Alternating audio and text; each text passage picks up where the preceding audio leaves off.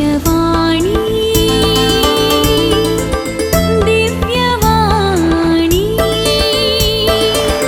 दिव्यवाणी दिव्यवाणी बापाचे पुत्राचे आणि पवित्र आत्म्याचे नावे आमेन. मोगाळा सोमया ह्या जाग्यार तुवें आमकां आपोवन हाडलाय. एक उद्देश आसा. तुजे उतार जिवे आनी क्रियात्मक जावन आसा. ते उतार खंय जीव ना ते जीव दिवंक शकता आनी जिवीत दिवंक शकता. त्या उतराच्या नियाळाक ह्या जाग्यार तुवें आमकां आपोवन हाडल्या पासत हांव तुका अर्गां दितां. हांवें कितें उलयचें, कितें चिंताचें, हर एक तूं म्हज्या मुखांतर पवित्र आत्म्याच्या शक्तीन उलोवच्या पासत हांव तुका अर्गां दितां. अशें उलयलेलीं हर एक उतरां हर एकल्याची काळजां मनां रिगोवन तांचे भावार्थाचे आत्मीक दोळे उगडून तुजे थंय तांकां तुवें एक करच्या पासत ही अर्गां दिता. हे उतार आयकूंक अडखळ करच्या सर वायट स्पिरिताक, प्रत्येक सन अविश्वासाच्या दुश्ट आत्म्याक तुज्या नांवान बांदून नाश करता. अशें हर एक उतार तांच्या काळजान स्विकार करून तांणी तुजे थंय एक जावच्या पासत अर्गां दिता. हांव हे मागणें करता तुज्या पुता जेजू क्रिस्ता मरी फात. आमेन. मोगाच्या विक्षकांनो, दिव्यवाणीर लाईव्ह देवाच्या उतराच्या नियाळाक तुमकां हांव स्वागत करता.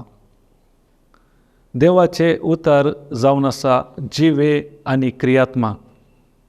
जायते फावटी आमी चिंतां ते जिवे उतार म्हज्या जिवितांत कित्याक म्हाका जिवीत दिना, कित्याक म्हज्या जिवितांत क्रियात्मक जावन काम करिना.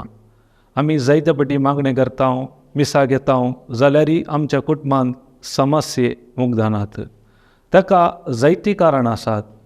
आमी त्या कारणांत एक कारण आयच्या देवाच्या उतरा मार्फत आमी सोदून काडया. पयल्यान पयलें त्या देखून आमी देवाचे उतार वाचया. उत्पत्ती ग्रंथ 1 अध्याय 1 वळ. तातूंत कितें अशें बरयलां. तुमचो बायबल काण नासल्यार तुमी वाचून पळया, कित्याक देवाचे उतार जिवे आनी क्रियात्मक जाल्ल्या वरवीं केन्ना आमी आमच्या तोंडार उसावता ती उतरां काम करता. कित्याक म्हळ्यार उतराक सकत आसा, पदवी आसा. आतां हांवें उलोवची उतरां तुमच्या दोळ्याक दिसनात, पूण ती आत्मीक जावन आसात, स्पिरिच्युअल म्हणटात. पूण ती उतरां वचून आमच्या मनाक खुशी करूंक जाता, राग हाडूंक जाता, बेजाराय हाडूंक जाता. म्हळ्यार उतराक तितली पदवी आसा. त्या देखून आमी सांगता देवाचे उतर जिवे आनी क्रियात्मक. त्या देखून ताजे उतर मार्फतच आमी देवाच्या उतरांतली सता आज समजूंक आमी प्रयत्न करया. हांगा तुमी वाचल्यार कळटा, उत्पत्ती ग्रंथार 1 अध्याय 1 वळ येता न्हू. आरंभाक देवान आकाश आनी पृथ्वी रचली. पृथ्वी निराकार आनी रिती आसली. आदी सागराचेर अंधकार बरो नासलो आनी दैवीक वारें उदकाचेर मारताले. देवान म्हणलें उजवाड जावं आनी उजवाड जालो. पळय, हांगा देवान आरंभाक कितें रचलें? आकाश आनी पृथ्वी रचली. कशी आसली आकाश? निराकार, रिती आनी काळोख, अंधकार बरो नासलो. आनी कितें म्हणटा देवाचे उतार? दैवीक वारें मारताले. दैवीक वारें म्हळ्यार पवित्र आत्मो. पवित्र आत्मो आसलो जाल्यारय तेय ताणें काम करूं ना. जर तर आमच्या जिवितांनी आज कशें ह्या उतरा प्रमाणे आरंभाक पृथ्वी निराकार आनी रिती आसली आनी काळोख बरो नासलो, तशेंच आमची जिवीत ही आज निराकार आसूंक पुरो, रिती आसूंक पुरो आनी काळोख बरो नासूंक पुरो, तितलेंच न्ही अंधकार आसूंक पुरो. पूण जर तर हे सत तुमकां कळीत जाल्यार तुमच्या जिवितांत या तुमचे मुखले जिवीत, देवान दिल्ले जिवीत तुमी अनुभव करूंक शकतल्यात. पळया, हांगा इतले समस्या आसल्यार देवा मुखार कितें आसलें? पृथ्वी निराकार आसली, एकदम रिती, कांय ना, आकार ना, शेप ना. आतां म्हण शेप आसा एक रावंड म्हणून, त्या वेळार शेप नाटले, रिती आसली एकदम खाली. तितलें न्ही, आदी खाली म्हणटात अंधकार, काळोख बरो नासलो. पूण देवान कितें दोळ्याक दिसता तें उलोवंक ना ताणें. ताणें कितें पळोवंक जाय तें उलयलो. म्हणजे मुखले ओल्ड सांगता देवान म्हणलें उजवाड जावं. म्हणजे तुमकां सत हें कळीत जाल्लें तर देवान कितें दोळ्याक समस्या आसा तें उलोवना, कितें ताका पळोवंक जाय तें उलयलो. आमच्या जिवितांत आमी कितें उलयता? आमच्या कुटुंबांतले समस्या उलयता. मागीर आमकां फळां जावन येतात, तिस्स फळां येतात. कित्याक? मुनयो 18:21 म्हणटा जिवीत आनी मरण मनशाच्या जिबेच्या आदीन आसा. कोण तो मोगान वापरता ताचें फळ खावंक फावता. म्हणजे आमी उलोवची उतरां एक बियां बरी काम करतात. फस्ट ऑफ ऑल आमी समजून काडचे मरण आनी जिवीत म्हळ्यार कितें म्हूण. मरण म्हळ्यार आमी देवाच्या उतरां विरोध उलोवचें, ह्या समस्येंत उलोवचें. जर तर देवाच्या उतरां विरोध ह्या समस्येंत उलयल्यार आमी कितें घालना आसा? एक बियो घालता. आतां एक बी गेल्यार हे फळ येता गी. आतां एग्जाम्पल, आमच्या कुटुंबांनी गोव पियेता म्हूण चिंतया. बायल घाले म्हणटा गोव बेबदो पियोन वता. खंयची बी घालना आसा ती? खंयची उतरां उलयता? देवाच्या उतराक सरी जाल्ली गी कितें दोळ्याक दिसता तें उलयता.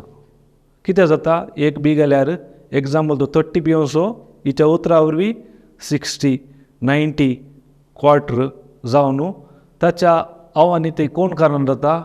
कोणी न्ही, आमी उलयली उतरां, मरणाची उतरां. जर तर आमच्या दोळ्याक समस्या दिसता पूण ती सांगता देवाचो प्रेरक आत्मो म्हज्या घोवाचेर आसा, देवान ताका अभिशेक केला, देवान ताच्या मोगान भरून ताका सुटका दिला. केदाळ ही उतरां उलयता ती कितें घालना आसा? देवाच्या उतराची बियो घालना आसा. कळ्ळें की?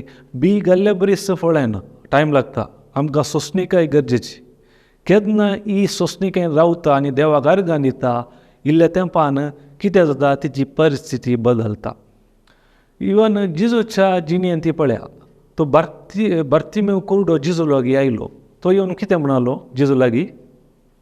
म्हाका दिश्ट ना म्हणलो गी, हांव कुर्डो म्हणलो गी. तो कितें म्हणलो? सायबा म्हाका दिश्ट दी. आनी जिजू जायराच्या घरा येता. ताका खाले म्हणटा येवन पयले खबर कितें मेळटा? ती दू मेले आनी तिका दोसचें नाका. जिजू खाले म्हणटा जायराक तूं भियेनाका, तूं सत मानल्यार सई. जिजू खाले म्हणटा ते वचोन चली मरोंक ना, ती न्हिदल्या. समजलें की? न्हिदल्या म्हळ्यार खंडी जावन तिका उठोवंक जाता. म्हणजे जिजू ते कितें आसा तें सिट्युएशन पळयना, ताका कितें पळोवंक जाय तें उलयता. मागीर खाले म्हणलो तसो एक तालिता कुम, चली उठ, उठली. तशेंच आमच्या जिवितांतय बरेंपण जायचें जाल्यार आमच्या कुटुंबांनी कितें दोळ्याक दिसता तें आमी उलोवचें न्ही, आमकां कितें पळोवंक जाय तें आमी उलोवंक आसा. आतां कुटुंबांत भुरगो शिकना म्हणजे त्या आमी खाले म्हणटा तूं पेद्दा रे, तूं कांय प्रेजेन न्हय रे, तुज्या माथ्यार शेण भरला रे. तशें म्हळ्यार कितें जाता? आमी कितें उतरां उलयता त्या उतरां प्रमाणे तें जाता. कित्याक?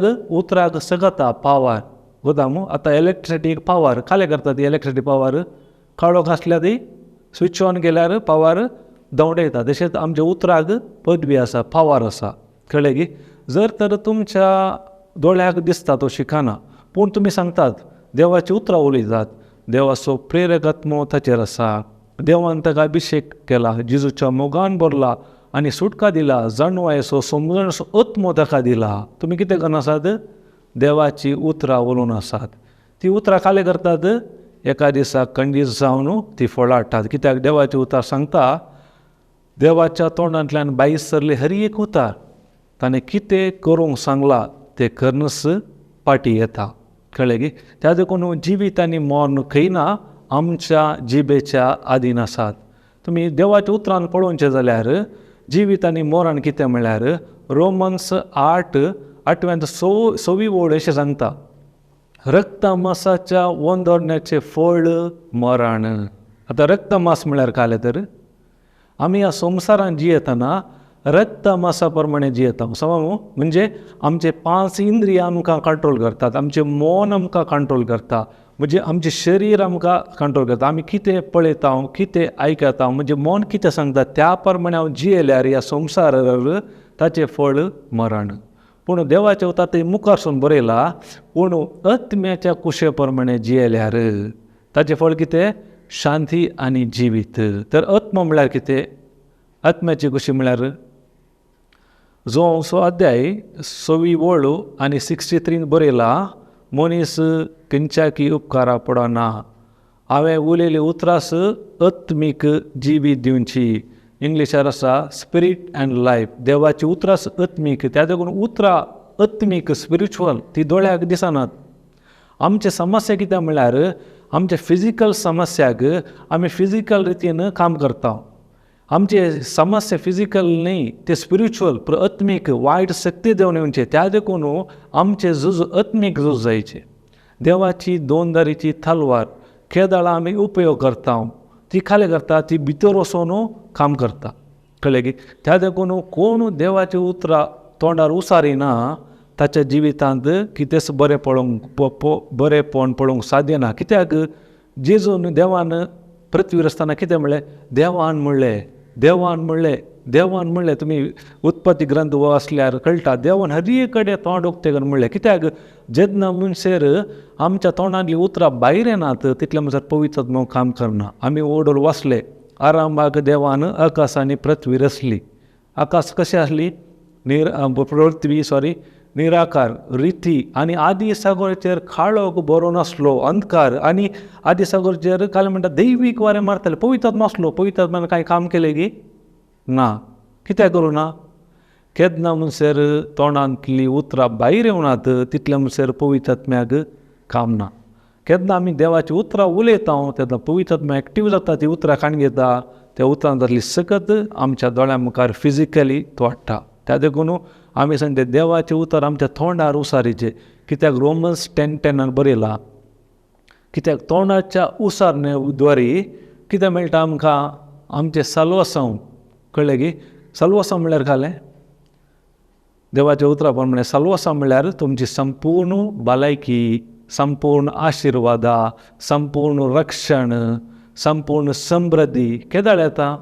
देवाच्या उतरा प्रमाणे केदाळा हांव देवाची उतरां तोंडार उसारता आनी काळजां सत मानून तोंडार उसारतना ती उतरां त्या उतरांतली सकत म्हज्या कुडींत हांवें अनुभव करूंक जाता. जायते फावटी अनेक समस्या म्हळ्यार आमी जायते फावटी मागणी करता. जर तर आमची मागणी देवाच्या उतरा प्रकार ना जाल्यार खंडीत जावन त्या मागण्यांक जैत मेळना. जर तर आमी कितलेय मागण्यो करूं पुरो, उपास कर कितेंय, पूण ती भावार्थाची म्हणजे देवाच्या उतरा प्रकार ना, ते मागणे खंडीत जावन आन्सर जायना. जायते फावटी भलायकेच्या विशयांत आमी चलवता. आमी देवा लागीं मागता, देवा म्हाका बरी भलायकी दी, म्हाका गूण कर. पूण हांवें मागणे देवाच्या उतरा प्रकार आसल्यार खंडीत जावन म्हाका जिवीत दिता. जर तर हांवें म्हजे मागणे देवाच्या उतरा प्रकार ना, हांव कितले मागणे केल्यार ते मागणे आन्सर जावंक साध्य ना. मागणे एकदम डेंजर. आतां इलेक्ट्रिसिटी बरी मू, तातूंत हर एक वस्तू आमकां उपयोग जाता. हर एक फ्रीज, TV, AC हर एक आमकां उपयोग जाता. पूण त्याच नियमाच्या विरोध आमी काम केल्यार कितें जाता? ती इलेक्ट्रिसिटी आपटूंक गेल्यार आमचो जीव काडूंक बरें. तशेंच मागणे. जर तर आमचे मागणे देवाच्या उतरा प्रकार ना, आमी कितलेय मागणे करियेत, ते मागणे आमकां मरण हाडटा आमच्या जिवितांत. कित्याक म्हळ्यार भलायकेंत आमी क्रिस्तांव चलवता म्हळ्यार आमकां ल्हानपण आसपण ते शिकयला भावार्थान मागा. भावार्थ म्हळ्यार फस्ट ऑफ ऑल गोतून आमकां भावार्थान मागा मागा मागा मागा म्हणटात. भावार्थ म्हळ्यार कितें तर? भावार्थ म्हळ्यार इब्रू 11:1 बरयला. भावार्थ म्हळ्यार सिंपल उतरांनी सांगचें जाल्यार कितें दोळ्याक दिसना ते सत म्हणचे देवाच्या उतरान बरयलें. आमी खंयचे सत म्हणटा चड? दोळ्याक दिसचें की दिसनाटलें. खंयचे हुशार आमी? एक म्हणटा देवाचे उतर काणत आमी शिकया. इब्रूस 1 मिनिट. हांगा पळया. भावार्थ म्हळ्यार आमी बरोवसून आसांव त्या संगतीचो तारो आनी आमकां दिसना त्या संगती विशांत आमकां आसा ती खात्री. म्हळ्यार भावार्थ म्हळ्यार आमी बरोवसून आसांव. जायते जण म्हाका भलायकी जाय जे ते जाय जे हे जाय जे पुरा बरोवसो म्हळ्यार इमॅजिनेशन म्हणयत. कळ्ळें की? केदाळ आमी तें इमॅजिनेशन करता, बरोवशें नासता, पूण तो बरोसो जावन उरल्यार पावना. केदाळा आमकां देवाच्या उतरांत येवन तो खाले करता. आमी बरोवसून आसल्यो वस्तू आमच्या दोळ्या मुखार दोळ्याक दिसनातल्यो आत्मीक संगत्यो आमच्या दोळ्या मुखार अशें करता. आतां एग्जाम्पल सांगचें जाल्यार आतां आमी घर बांदता. घर बांदतना कितें करता? पयलें आमी एक प्लॅन करता. म्हजे खाले म्हणटात बेडरूम हांगा आसाचे, म्हजे हॉल हांगा आसाचे, म्हजे वॉशरूम हांगा आसाचे. तशें हर एक आमी प्लॅन करून डिस्कस करून खाले करता. कोणा म्हणी इंजिनियराक आपोवन ताचे ब्लू प्रिंट काडून आमी तयाराय करता समज. पूण ताजे ओरिजिनल कितें आसता प्रिंट आमच्या मौनांत दोळ्याक दिसना. ते आत्मीक स्पिरिच्युअल कळ्ळें की. पूण त्या प्रिंटाक जाय जाल्ल्या प्रमाणे हांव कितें करता? सिमेंट, रॉड आनी कितें जल्ली रेंव उदक शिजना कितें जाता? म्हज्या मनार भितर आसले आत्मीक दोळ्याक दिसनातले एक दीस म्हज्या दोळ्या मुखार येता. तशेंच देवाच्या उतरांत कितें बरयलां तें म्हज्या दोळ्या मुखार येजें जाल्यार भावार्था वरवीं मात्र साध्य. जायतो लोक आज चलवता कित्याक म्हणल्यार हे देवाचे उतार आपल्या ह्या कूड काणून हे 5 इंद्रियां काणून देवाक समजूंक येता हेड नॉलेजर. तो आमी हेड नॉलेजर समजूंक गेल्यार देवाचे उतर आमकां समजना. कित्याक देव म्हणलो आत्मो, ताका आराधन करतल्यांनी आत्म्यान आनी सतान आराधन करचें. आमी एवढो पळयलें आत्मो म्हळ्यार देवाची उतरांत आमी आराधन करूंक. ते उतरा प्रमाणे म्हजें थिंकींग, म्हजें मायंड हांवें चेंज करूंक आसा. केदाळा हांव त्या उतरा प्रमाणे म्हजें मन परिवर्तन करता आनी त्या उतराक एग्री जाता. म्हजी कूड सांगता, मन सांगता, सेन्स सांगता म्हणून भागार देवाच्या उतरांत तें बरोवन आसा. त्या देखून हांव बिलीव करता. वो एक्चुली तो बायबल आसो खाली बिलीव करूं. तुमी कितले सत म्हणटात तातूंत आसा. हांव कितले मागणे करता, कितले उपास करता, कितले मेसा घेता ना. बिलीव तुमी देवाचे उतार काणून वाचल्यार कळटा. जो 37 वरार देवान असो संवसार असो मोग केलो की ताका सत म्हणटालो कोणाचो नाश जायना जांच्याक ताणें आपल्या एकल्याच पुताक संवसाराक धाडलो. कितें म्हणटा एक सारकें आमी वाचया, कित्याक देवाचे उतार आसल्या बरी वाचल्यार आमकां समजता. 3:16 देवान संवसार असोय मोग केलो की ताणें आपल्या एकल्याच पुता ओपोवन दिलो. ताका सत म्हणटल्याक कितें सत म्हणचें इम्पॉर्टंट न्ही तुमच्या करण्या वरवीं. खाली बिलीव. सत म्हणचें म्हळ्यार कितें तर एक संदेश आयकून त्या प्रमाणे कार्य करचें. खाली तोंडार हांव सत म्हणटा म्हळ्यार जायना. आतां एग्जाम्पल दिवचें जाल्यार जेजून त्या काना शारांत सक्रांक खालें म्हणलें त्या मांड्यांनी उदक भरा. जर तर जेजून कितें सांगलें तांणी करनातलें जाल्यार त्या मांड्यार आसलें उदक दाकार वसोन बदलतकी साध्य ना. केदाळा जेजून कितें सांगलें त्या उतरा प्रमाणे तांणी कितें केलें? कार्य केलें. आनी जेजून खालें म्हणलें वचून कारबाऱ्यांक व्हरून दिया. केदाळा व्हरून दिलें. कितें जालें? तें उदक आसलें दाकाचो रोस जावन बदल्लो. जायते फावटी आमच्या जिवितांत मिराकल घडनात कित्याक म्हळ्यार आमकां तितली सोंसणी कांयना. जेजू कितें सांगता तें आमी करना. लोक कितें सांगता, कोण कितें सांगता तें आमी करूंक रेडी आसा. एग्जाम्पल सांगचें जाल्यार आतां आमी डॉक्टरा लागीं येता. डॉक्टर कालें करता, चॅक करता आमची बॉडी पुरा. तो एक बॅड रिपोर्ट दिता. तो सांगता तुज्या कुडीर अशिल्ले समस्या आसा, व्हडली पिडा आसा, तुका गॅरंटी ना. समजलें की ताणें सांगलें कितें? एक उतार. सोम्या ताचे उतार खालें करता. आमी एकलो येताना कोणी ना जाल्यार ते उतार उलयता. म्हळ्यार ताका म्हणलें उतराक पदवी आसा. हर एक झूज आमचे काही आमच्या मनांत. ताचे सांगता कोणी ना जाल्यार तो एक सुर आसतना ते उतार उलोवन आसता. तितलेंच न्ही ताच्या दोळ्यांत दुखाय येतात. कोणें उलयलें? बैलो मनीस उलयलो की डॉक्टरान सांगलें की उतार ताणें काणून खालें गेलें. मोतीर चिंतले. चिंतून खालें गेला आतां एक दोरो बांदला ताणें. जर तर तो डॉक्टरान कितें सांगलां पाती येता, बिलीव करता जाल्यार ताचें जिवीत ह्या संवसारांत बेगीमूग जाता. म्हळ्यार डॉक्टरा लागीं वेचें सूख न्ही. डॉक्टरान सांगचे फॅक्ट्स. पूण देवाचें उतार सत. देवाचें उतार कितें सांगता? आमी पातकाक मरून फर्स्ट पीटर 2:24 बरयला आमी पातकाक मरून पवित्रपणान जिवनचे खातीर कुसयल्या कुडीन ताणें आमची पातकां ववयल्यात, ताच्या गाया वरवीं तुमी गूण जाल्यात म्हणून बरयल्यात. आमी खंयचे पातयेतांव? धाकटे सोडपट पातयेतांव की देवाचे उतार पातयेतांव? कित्याक म्हळ्यार आमकां संवय जाल्या आमच्या दोळ्याक दिसचे पातयो. बायबल आसचे दोळ्याक दिसनातल्यो संगती बरयल्यात, ते बिलीव करी जाल्यार ओन्ली भावार्था वरवीं मात्र जात. भावार्थ म्हळ्यार दोळ्याक दिसचे न्ही, दिसनातले सत्मनचे. केदाळा आमी दोळ्याक दिसना बट देवाच्या उतरांत बरयलां, हांव बिलीव करता, तेन्ना म्हज्या जिवितांत हांव खंडीत जावन अद्भुत सारकें पळोवंक शकता. म्हजेच घडी सांगता, म्हाका कोरोना जाताना डॉक्टरान काले म्हणलें न्युमोनिया आनी कोरोना आसा म्हणलें. म्हाका त्या वेळार एक उडास आयलो, एकच उता की 91:10 म्हणटा, कसलीच मारीची पिडा तुज्या तंबासरशी पावची ना. समजलें गे? हांवें काले ते उतार घट्ट काण गेले आनी म्हाका ताणें ICU गेलो. ICU करतना म्हज्या मुखार तेकल्यान प्राण केलो म्हज्या मुखार. जाल्यार एक बे म्हजे ते येवना, कित्याक ते देवाच्या कृपे वरवीं. आमकां संवसार कितें शिकयता बे म्हणटाना? ते एक फिलींग भावान, पूण देवाचे उतर खाले म्हणटा. 2 Timothy 1:7 बरयला, देवान आमकां बियोंक करता तो आत्मो दिवना. आत्मो स्पिरीट ते एक बेंक स्पिरीट. सैतानाचें कितें जावन आसा? ते एक अस्त्र. कशें आसता बे आमचे भितर? जर तर आमी संवसाराची सड आयकोंक गेल्यार आमचे भितर खंडीत जावन कितें रिकता? बे रिकता.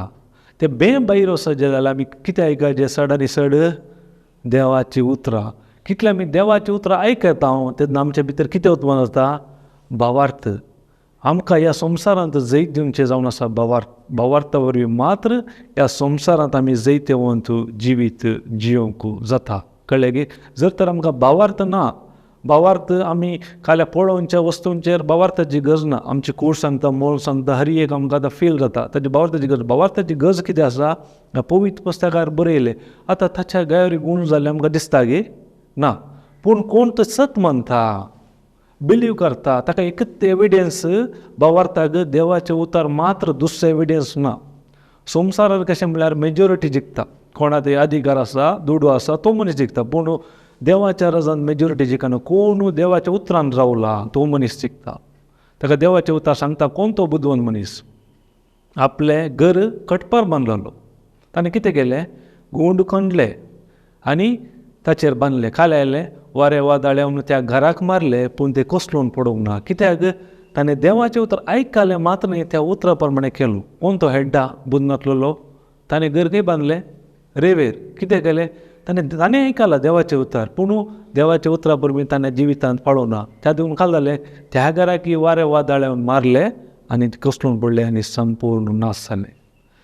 तर आज म्हजें जिवीत नाश जाता जाल्यार ताका कोणीय कारण न्ही, हांव कारण. कित्याक Hosea 4:6 बरयलां, म्हजी पर्जा देव सांगून आसा नाश जाता. कित्याक? गिन्यानाच्या अभावाक लागून. म्हणजे आमकां संवसाराची नॉलेज मस्त आसा. म्हज्या भुरग्याक खंयचे शिकप, खंयचे इस्कालार गरजे, हॉस्पिटलाक खंयच्या हॉस्पिटलाक ट्रिटमेंट, खंय डॉक्टर आनी कितें हर एक आसा. पूण आमकां देवाची उतराची समजणी ना. त्या देखून आमची पर्जा आज नाश जाता. कळ्ळें की? त्या देखून जेजू ह्या संवसारांत आयलो संवसाराचें राज बांदूंक न्ही, सर्गींचें राज कशें चलता म्हणल्यार ताच्या उतरां. केदाळ आमी उतरां काळार सत म्हणटा, तोंडार उसारता, ती आत्मीक स्पिरिच्युअल. त्या देखून आमचे जेजू काल म्हणटात संवसारीची न्ही. आमची समस्या कितें म्हणल्यार आमी कुटुंबांत समस्या येताना आमी फिजिकल वॉर करता. त्या मनशा भितर काल म्हणटात मनशाचे समस्या न्ही, त्या मनशा भितर वायट स्पिरीट ताका तो येता. कळ्ळें की? आतां पियेवण्याचो आत्मो, ताका त्या पियेवण्याच्या आत्म्या ताणें बंदट केल्या. त्या आत्म्या वयर झुजोंक आसा. आमी त्या व्यक्ती विरोध झुजचे न्ही. त्या व्यक्ती विरोध झुजल्यार कितें जाता? आमचो संबंद पाड जाता. आमच्या खाजारी जिवितांत पळया, कित्याक आमी एकामेकां आमची ती क्रिस्तांव कुटुंबां आमकां इतले पुरा खाली शिकप दितात, दोतोर शिकयतात. कित्याक आमचें विच्छेदन आसड? आमी आनी की मनशा सैमान येता. आमकां गुंतून आमी आत्मे जावन आसा, स्पिरीट. आमचे झुजू कोणा विरोध? मनशा विरोध न्ही, अंतराळी अंधकार आसलेल्या वायट शक्ती विरोध. त्या शक्ती विरोध झुजाचे जाल्यार संवसारी रुचीची आयुधां काणून झुजोंक साध्य ना. वागार दोन दरीची तलवार म्हळ्यार देवाचे उतार आनी भावार्थान मात्र झुजूंक जाता. जो कोण मनीस भावार्थान रावता तो मनीस ह्या संवसारांत जैतेवून जाता. कशें आदले पळय आमचे अब्राम जमनी खरी एक भावार्था वरवीं तांणी जैत वयले, भावार्थ दवरलो. ताका म्हणजे अब्रामाक आमी भावार्थ असो बापय.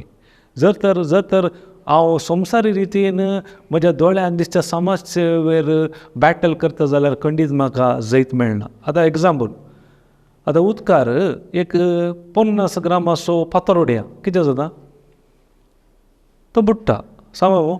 तशेंच एक 500 किलोचें रुखाड उडया कितें जाता, उपेता. कित्याक खंयचें जड, फातर जड की 500 किलो जड, 50 ग्राम फातर जड की 500 किलो रुखाड, कित्याक उपेता ते. म्हणजे सिंपल सांगचें जाल्यार जायतीं कारणां आसूं बरो वैज्ञानीक. फातराचो स्वभाव बुडसो, रुखाडाचो स्वभाव उपियांचो. म्हणजे आमच्या जिवितांत हर एकल्याच्या जिवितांत समस्या कश्ट येतात. जर तर म्हजें घर हांव देवाच्या उतराचेर बांदिना जाल्यार त्या फातरा बरी हांव बुडोवन येता. जर तर म्हजें घर देवाच्या उतराचेर भावार्थान सत म्हणून समजून म्हज्या जिवितान त्या उतरा प्रमाणे हांव जियेता जाल्यार म्हज्या जिवितान समस्या आयल्यारी त्या समस्ये मदें त्या रुखाडा बरी हांव उपेवन आसता. म्हणजे ह्या संवसारांत आमी जैतेवंत जिवीत जियोंक शकता. त्या देखून आमी उडास धरया चड आनी चड देवाचे उतार आयकोंक. कित्याक देवाचे उतार सांगता रोमन 10:17 संदेश आयकल्ल्या वरवीं भावार्थ उत्पन्न जाता. जर तर तुमी हो संदेश आयकनात, संवसाराचे TV मोबायला आनी कितें संवसाराचे चड आयकता, खंडीत तुमचे भितर भावार्थ येवंक साध्य ना. भावार्थ जाल्यार कसो वाट, देवाचे उतर आयकून. ताका देवान आमकां 2 काण दिल्यात. त्या 2 काणान आयकून आमचे चिंताबू आमी मायंड रिन्यू करूंक आसा, मन रिन्यू करून आमचे काळजांत जगोवंक दवरूंक आसा. कित्याक सांगता म्हळ्यार आतां आमचे लागीं दुडू आसल्यार आमकां एक धैर्य येता न्ही, खंय भायर वचून काले काणवंक भोंवंक. जर दुडूच ना एकावंटार धैर्य येता की साध्य ना. तशेंच जर तर देवाची उतरां म्हज्या तोंडान उसारून म्हज्या काळजांत हांव डेपोजीट करना जाल्यार म्हज्या समस्या वेळार पवित्र आत्मो काम करूंक शकना. कित्याक म्हळ्यार जायते फावटी सोलोनी आमकां मेळटा ह्याच कारणाक लागून. कित्याक आमचे भाव हॉस्पिटलांनी व्हडले जर तर तांच्या जिवितांत देवाची उतरां स्टॉक करना जाल्यार कितें जाता, पवित्र आत्मो त्या वेळार उगडास जाता. आतां हांव ICUर आसतना म्हाका उतार पवित्र आत्म्यान दिल्ले मतीक, कसलीच मारेची पिडा तुज्या तंबासाची पावची ना. खंयचे पातयेंचे ते आमचे वयर आसा. त्या वेळार कळटा आमी भावार्थी म्हणटा. आमच्या जिवितांत नीज समस्या येताना तुजो भावार्थ टेस्ट जाता. जर तर त्या वेळार तूं देवाच्या उतरान रावलोय, खंडीत जावन त्या उतरा प्रमाणे तूं भायर येताय. जायते फावटी कितें जाता म्हळ्यार आमच्या गनानाच्या तटिनांत तुमी पळयला जांपुरो, तातूंत कितें आसलें, 12 कुळयो आसल्यो. 12 मैजेन खाले म्हणलें वचून खबर काडा. देवान कितें म्हणलें, हो गांव तुमच्या स्वाधीन करूंक जाता म्हणलें. पूण हे खबर काडून केले 12 कुळयेचे पळयतना कितें आसा, तो गांव दूद आनी मोवळसो गांव, बरो गांव. ते पळयतात पुरो बरें समृद्धी आसा. पूण लोक पळयतात तो हाना कसो संतती, दैत रक्षसा गात्रा बरी आसात पळोवंक. आनी खाले म्हणटात ते आमी तांच्या बरी देंप्या बरी दिसता. आनी येवन खाले म्हणटात मैजे लागीं ते 10 जण खाले म्हणटात, तातूंत 2 सोडल्यार. थंय आमी पळयले तुवें सांगल्या बरी तो दूद आनी मोवळसो गांव, पूण तांचो लोक आहा पळय दैत गात्रासो, राक्षस गात्रासो. आमी तांच्या मुखार देंप्या बरी दिसता. कितें तांणी दोळ्याक पळयलें उलयलें त्या देखून तांकां ते वचोंक फावो जावना. फकत फावो जालें कोणाक, जोशुआ आनी कालेब आनी ताच्या सांगात्यांक. आजय आमकां देवान कितें बासयलें जोडूंक साध्य ना म्हळ्यार कितें आमच्या दोळ्याक दिसता तें आमी उलोवन आसा. कितें आमकां दोळ्याक दिसचें न्ही. देवान तांकां सांगलां पयलें, कितें सांगलां, हो देश तुमकां स्वाधीन करूंक जाता. देवान एक फावटी सांगल्या उपरांत जालें, तुवें त्या उतराक एग्री जायची. आनी कितें जालें, मुखार तुमी वचूंक गेल्यार कळटा कोणाय की तांणी सांगल्या बरी त्या गांवाक वचूंक जावना. जोशुआ आनी कालेबाच्या सांगात्यांक जालें. जर तर आजय म्हज्या जिवितांत देवान कितें ताच्या उतरा वरवीं बासयलां, म्हज्या जिवितांत ते अनुभव करूंक जायना जाल्यार कोणी कारण न्ही, म्हाका देवाची उतराची सता गुंतूनात. ताका जो असो अध्याय 8:31-32 बरयलां, आपणाक सत म्हणटल्या जुदेवांक जेजू म्हणलें. कित्याक म्हणटा जेजू आपणाक सत म्हणटल्या जुदेवांक जेजू म्हणटा म्हज्या उतरांत तुमी रावशात जाल्यार म्हजे तुमी करेशीस जातात. खंयच्यात मागण्यांत न्ही, देवाच्या उतरांत रावचें इम्पॉर्टंट. तर करेशीसी आसात, डोंगीशीसी आसात. जर तर देवाच्या उतरांत नातल्या जाल्यार करेशीस की देवाच्या उतरा प्रमाणे जाय जाल्यार वाचा, हांव तुमकां वाचता एक पटी.